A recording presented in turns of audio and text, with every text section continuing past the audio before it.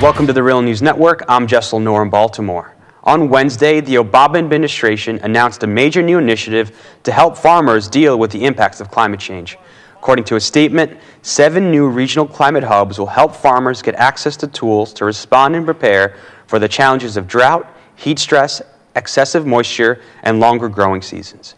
The announcement comes less than a week after the State Department released its long-awaited environmental impact statement, which said building the Keystone XL pipeline, which would stretch from Canada to the U.S. Gulf Coast, would not make a major impact on greenhouse gas emissions or climate change.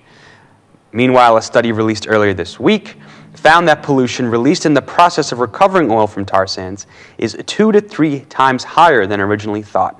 Environmental and indigenous groups have held hundreds of rallies and vigils and vowed to fight that pipeline.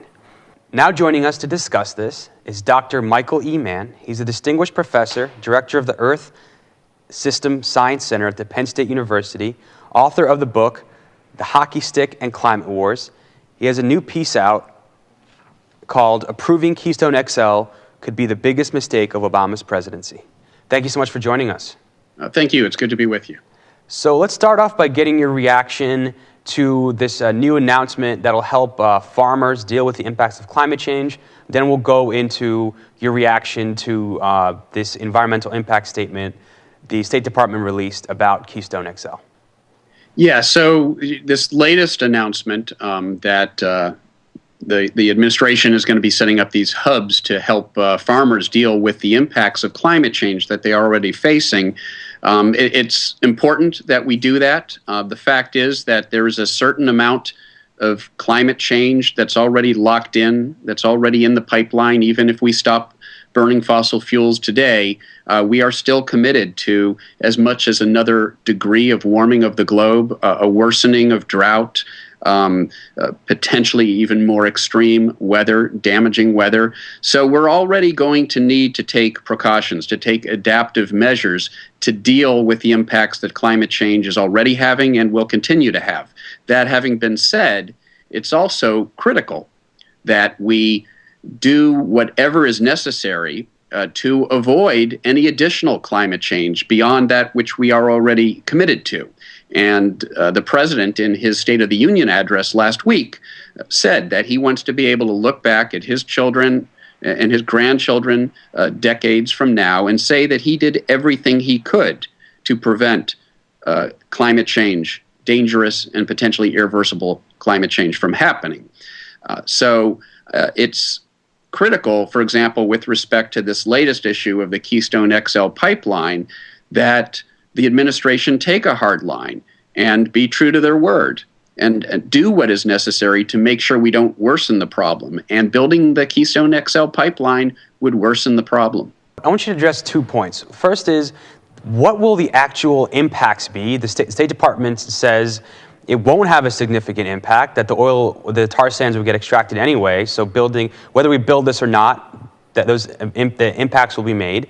And also symbolically, what does this signal about the Obama administration's overall attitude towards climate change? And of course, Obama is the president. He could make significant changes, not just have statements about climate change.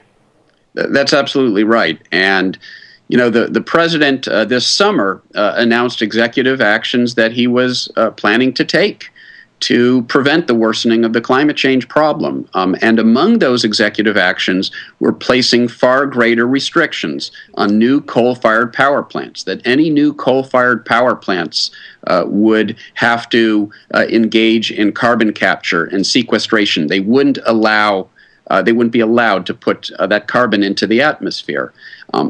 Now, ironically, if we were to build the Keystone XL pipeline, that would be equivalent by those who have calculated the carbon emissions, the likely carbon emissions to result from that pipeline, that would likely be equivalent to about 50 new coal-fired power plants.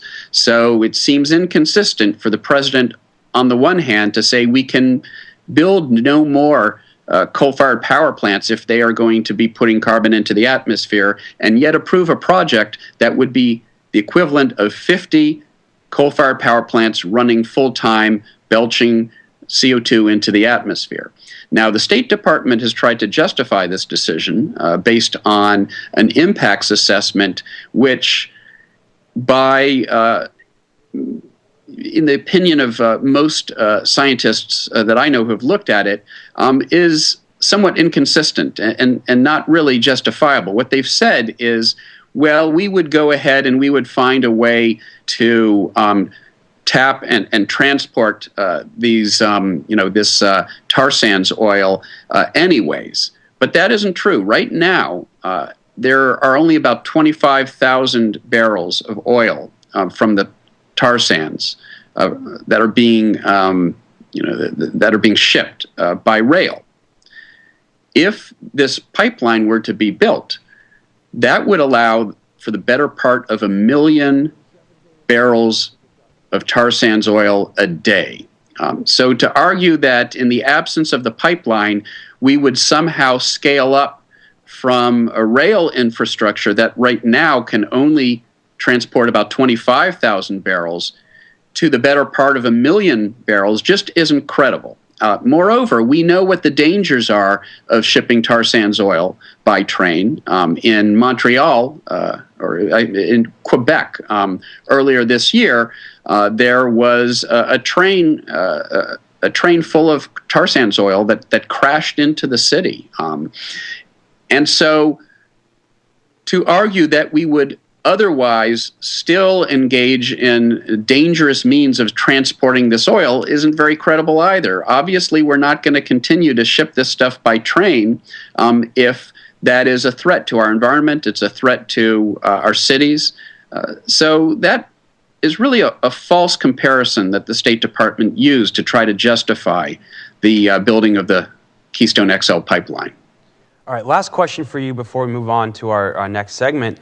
But do you think Obama, he doesn't understand the urgency, or he's doing what he thinks is politically feasible in this current climate? Well, I'm sure that the president faces pressure from all sides, and I don't envy the position that he's in. And of course, there is quite a bit of pressure by special interest groups like the Koch brothers, who stand to make billions of dollars if the Keystone XL pipeline is built. Of course, there's pressure from industry groups, front groups, right-wing foundations advocating for the fossil fuel industry, and the president understands that. He's got a certain amount of political capital, and he has to calculate how much of that he's willing to expend on this particular issue. That having been said, he made a commitment. In his State of the Union address last week, he basically said that he will do all he can to make sure that we don't look back decades from now and have to explain to our children and grandchildren that we made this tragic decision at a time where we needed to be ramping down our fossil fuel burning and our carbon emissions to avoid dangerous and potentially irreversible climate change. At that pivotal moment, we gave in to the pressure and we opened the floodgates for this dirty fossil fuel energy that will commit us to even more climate change. Hopefully, the president will be true to his word and will fulfill that promise that he made to us in his State of the Union address and not allow this pipeline to be built. Dr. Mann, thank you so much for joining us for part one of this discussion. Thank you. It was a pleasure. And for our viewers, we're going to continue this conversation with Dr. Michael Mann. He's a renowned climate scientist. And in fact, his work has gotten so much attention by the right wing. He's been accused of being a fraud. He's been compared to serial child molester Jerry Sandusky, in fact. And he's filed a defamation suit against some of his detractors who've published in the National Review. And so we'll talk about some of his work and the impact it's having on the discussion of climate change in this country. Thank you so much for joining us.